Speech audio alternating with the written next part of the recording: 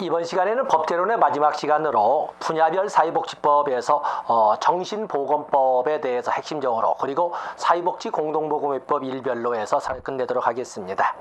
자, 정신보건법은 1995년에 제정된 법률입니다. 1995년에는 사회보장기본법, 정신보건법, 또 여성발전기본법 등이 만들어졌던 해가 바로 1995년이고 또 고용보험이 시행된 해도 1995년입니다. 자, 549페이지에 보시면 정신보건법에서는 기본 이념 봐주시면 됩니다. 그 기본 이념이 뭐 어렵겠습니까만은 거기 보면은 모든 정신질환자는 인간으로서 존엄과 가치를 보장받는다. 초유적 치료와 보호를 받을 권리를 보장받는다. 부당한 차별 처우를 받지 아니한다. 필요한 교육을 받을 권리가 있다. 항상 자발적 입원이 권장되어야 한다.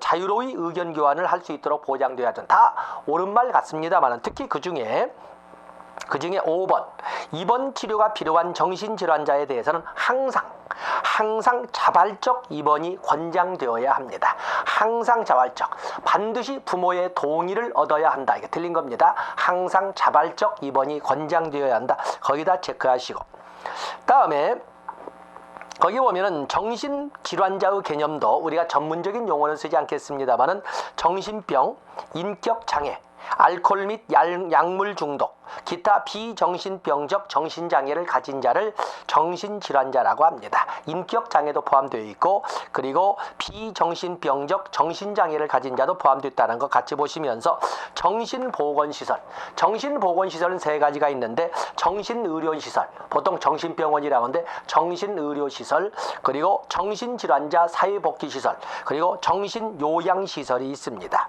그 중에 정신의료시설에는 보통 일반적으로 정신병원이라고는 하지만 그 아래 3번에 보시면 주로 정신질환자 진료를 행할 목적으로 설치된 정신병원, 그리고 의원, 그리고 병원급 이상 의료기관에 설치된 정신건강의학과, 바로 이 세 가지를 바로 정신의료기관이라고 합니다. 그래서 보통 우리가 정신병원이나 정신과 의원을 가지고 오는데 그 외에도 병원급 이상 의료기관에 설치된 정신건강의학과도 의료기관으로 이렇게 분류한다는 것을 알아주시면 되겠습니다. 다음에 550페이지에 보시면 우리가 실태조사가 있는데 일반적으로 실태조사는 여러 번 모든 법률에 말할 때 행정처처럼 3년이라고 그랬습니다. 그런데 정신질환자 실태조사는 5년이라는 것에 대해서 차이점이 있습니다. 일반적인 행정조사로서 실태조사는 3년이지만 정신질환자 실태조사는 5년에 한 번씩 있다는 것을 알아주시면 되겠습니다. 다음에 550페이지 5번에 보시면 하단부에 정신보건 전문요원이 있죠. 정신보건 전문요원에는 거기 정신보건이란 정신보건의 전문요원이라고 하는 세 가지가 있습니다. 정신보건 임상심리사, 정신보건 간호사, 정신보건 사회복지사, 세 가지가 있다. 분명한 것은 정신보건 의과 의사는 아니다라는 거. 그래서 정신보건 전문요원에는 정신보건 임상심리사, 정신보건 간호사, 정신보건 사회복지사가 있다는 걸 알아주시면 됩니다. 다음에 정신보건시설이 나와 있군요. 정신보건시설은 정신의료기관, 정신질환자 사회복지시설, 정신요양시설이 있습니다. 거기 오면 정신보건시설에도 먼저 정신의료기관에는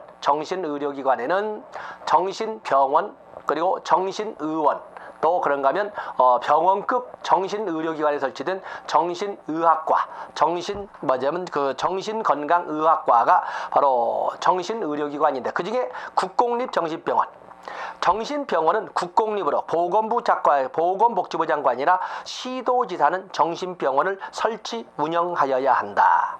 그렇죠? 이거 국공립이 있습니다. 국공립. 다음에 정신요양시설 사회복지법인이나 비영리법인은 보건복지부 장관의 허가를 얻어 정신요양시설을 설치 운영할 수 있다라고 하고 있습니다. 정신요양시설을 설치 운영할 수 있다. 다음에 거기 보시면 정신보건센터 국가 및 지방자치단체는 국가 및 지방자치단체는 시군구 단위로 정신보건센터를 설치하도록 노력해야 한다. 그래서 정신보건센터는 국가 및 지방자치단체가 시군구 단위로 설치하는 것이고 재원은 국가나 지방자치단체가 부담을 합니다. 다음에 정신질환자 사회복지시설은 국가나 지방자치단체가 설치 운영하지만 그 유해자가 설치 운영하려 할 때는 시장 군수구청장에게 신고하면 됩니다. 다음에 정신질환자 사회복지시설에는 6가지가 있습니다. 한번 적어보도록 하겠습니다.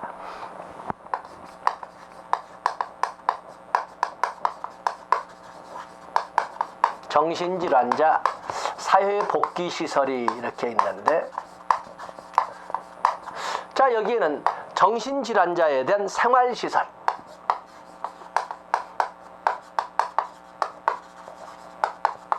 정신질환자 생활시설, 또 정신질환자 지역사회 재활시설,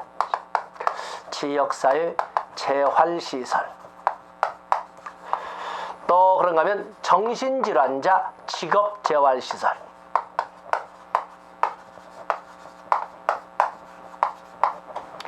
또 대통령령에 의해서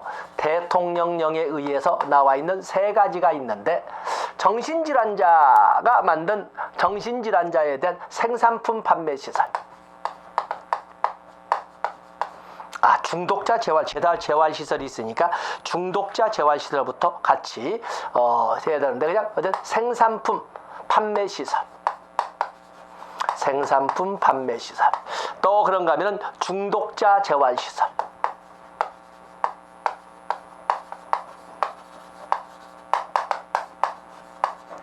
또 그런가 하면 정신질환자 종합시설,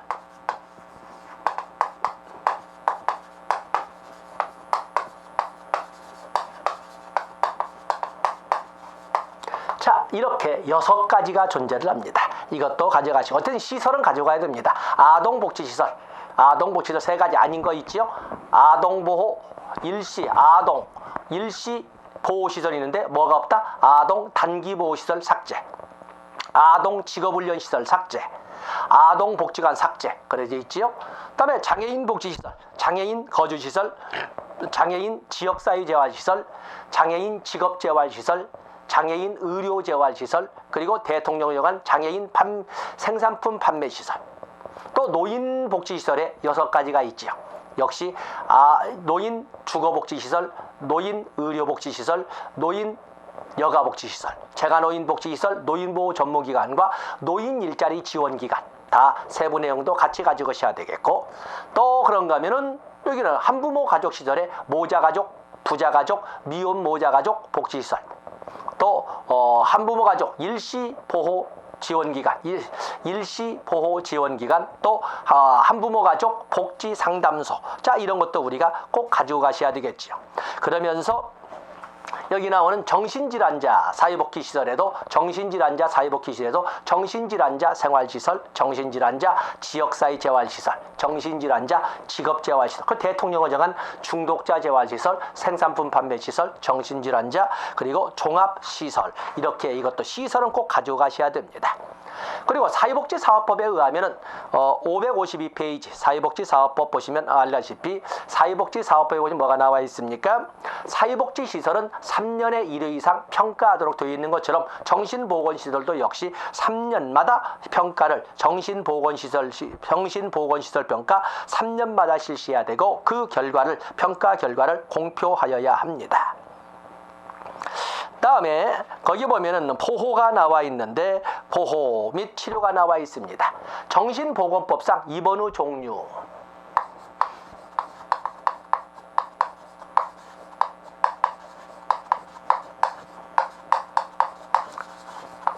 항상 자발적 입원이 권장돼야 되는데, 여기는 저는 자의 입원, 가장 자의 입원, 또 그런가 하면 보호 의무자에 의한 입원,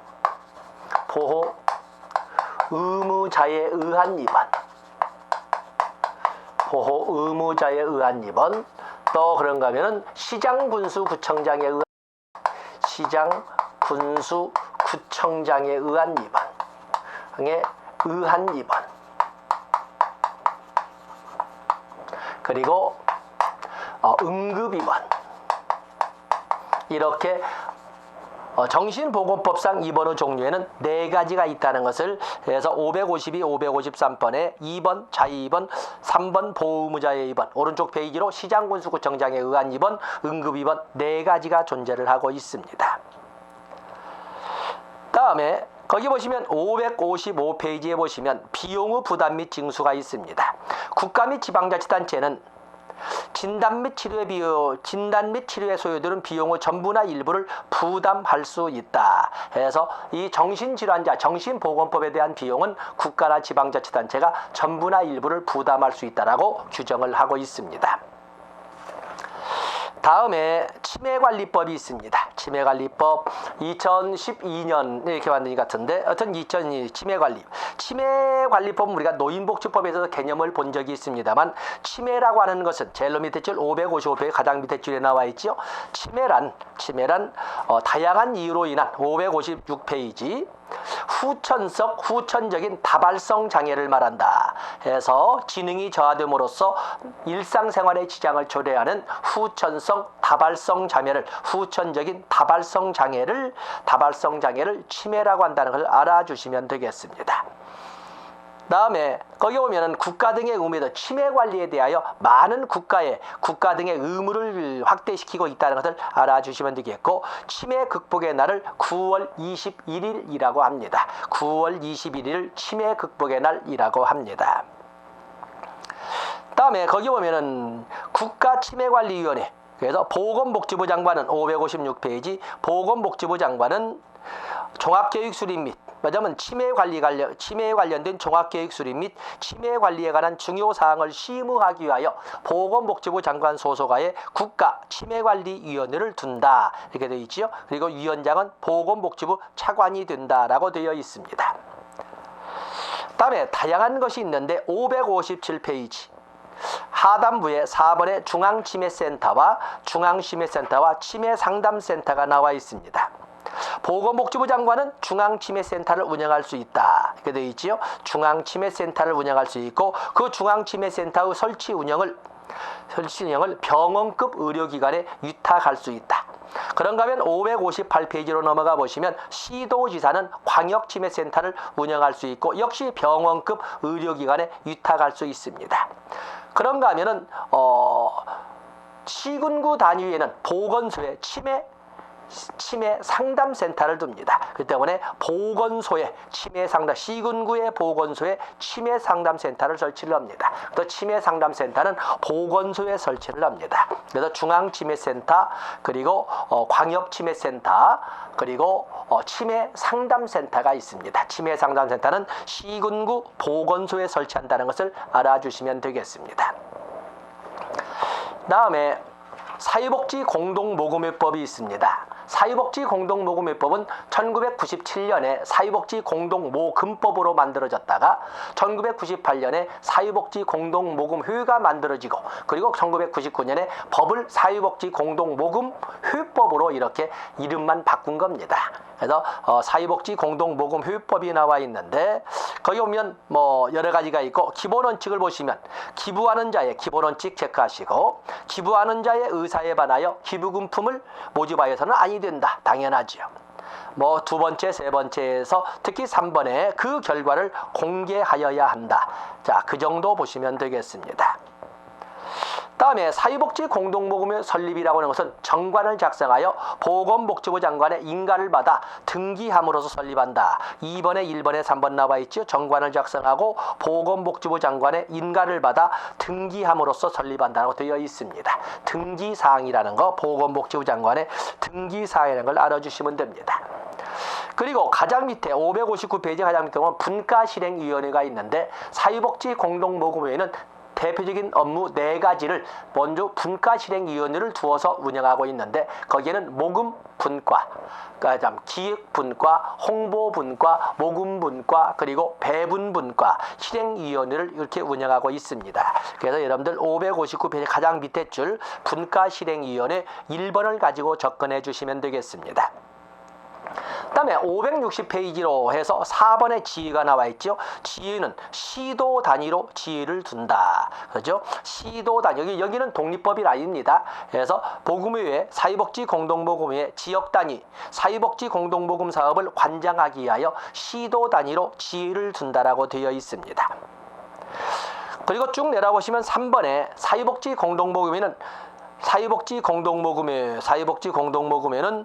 기본재산을 취득하려면 보건복지부 장관의 허가를 얻어야 한다. 기본재산 취득, 사회복지 공동모금회 설립에 대해서는 보건복지부 장관은 인가사항인데 기본재산 취득에 대해서는 허가사항이라는 것도 구별해 주시면 좋습니다. 다음에 가장 밑에 줄에 보시면은 모금회는 효율적 모금을 위하여 기간을 정하여 집중 모금할 수 있다. 거기다 체크를 하면서 여러분들 1번 넘어가 보세요. 많은 사람들이 겨울에만 이 사회복지 공동모금 같은 모금 운동이 있으니까 연중 겨울에만 집중 모금을 하는 줄 알고 있는데 그러지 않습니다. 1번 공동모금에는 연중 기부금품을 모집 접수할 수 있다. 1번 나와 있죠. 원칙은 연중 모금입니다. 그러나 예외적으로 효율적 모금을 위하여 집중 모금도 할 수 있다라는 것을 체크하시면 됩니다. 그래서 1번을 원칙으로 하되 4번은 효율적 모금의 전략이라고 생각하시면 되겠습니다. 다음에 561페이지 오면 사회복지 공동모금에는 복권을 발행할 수 있다. 다음에 중요 표시하실 것은 564번 모금 창구의 지정. 사회복지 공동모금의 특징은 창구의 일원화를 특징으로 하거든요. 그렇기 때문에 모든 모금은 원칙적으로 사회복지 공동모금회를 단일 창구로 해서 진행이 됩니다. 그런데 효율적 모금을 위하여 언론기관을 지정하고 그 언론기관 명의로 모금할 수도 있습니다. 마치 연중모금을 원칙으로 하는데 집중모금을 효율화 전략으로 사용하듯이 본래는 사회복지 공동모금의 창구를 일원화된 창구로서 활용하는 것을 원칙으로 하지만 효율적 모금을 위하여 언론기관을 모금 창구로 지정해서 모금할 수도 있다는 것을 4번에 정리하고 있습니다. 다음에 배분 기준은 매년 8월 31일까지 공고하도록 되어 있습니다. 다음에 페이지를 쭉 넘어가 보시면 다른 것도 있지만은 재원의 사용 좋고 562페이지로 넘어가 보세요. 10번에 기부금품의 지정 사용이 나와 있습니다. 기부금품의 기부자는 배분 지역, 배분 대상자, 그리고 사용 용도를 지정할 수 있습니다. 그리고 3번에 보면 지정이 있는 경우, 모금에는 지정이 있는 경우 지정 취지에 따라 기부금품을 사용하여야 한다. 해서 기부금품 지정 사용, 배분 지역, 배분 대상자, 그리고 사용 용도를 지정할 수 있다는 거, 그리고 그에 따라서 기부금품을 사용해야 한다는 거 1번, 3번으로 체크를 하시면 되겠습니다. 나머지 4번에 있는 제안은 여러분들이 읽으셔도 됩니다.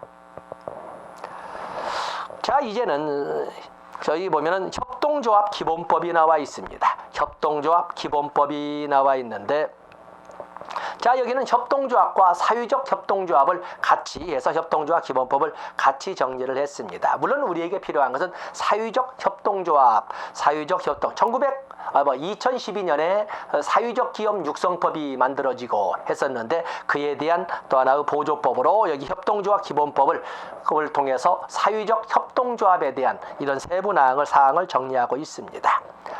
563페이지 보면 사회적 협동조합이란 협동조합 중 지역주민의 권익, 복리 증진과 관련된 사업을 수행하거나 취약계층에게 사회 서비스나 일자리를 제공하는 등의 영리를 목적으로 하지 아니하는 협동조합을 사회적 협동조합이라고 설명을 합니다. 사회적 협동조합 4조를 보시면 협동조합은 법인에 비해서 사회적 협동조합은 비영리법인이라는 것을 알아주셔야 됩니다. 협동조합은 영리법인이지만 사회적 협동조합은 비영리조합입니다. 또 그런가 하면 거기 기본원칙 협동조합이나 사회적 협동조합 다 똑같이 적용됩니다만은 거기 업무 수행 시 조합원 등을 위하여 최대한 봉사하여야 한다. 또 사회적 협동조합이나 사회적 협동조합은 자발적으로 결성하고 공동으로 소유하고 민주적으로 운영되어야 한다. 공동으로 소유하도록 되어 있습니다. 그리고 협동조합이나 사유적 협동조합은 투기를 목적으로 하는 행위. 당연히 그건 뭐 안 읽어도 되겠지요. 또 그런가 하면 일부 조합원의 이익만을 위한 목적으로 하는 업무를 행해서는 안 된다. 그 때문에 3번은 뭐 줄치지 않아도 될 것 같습니다. 구조의 2항.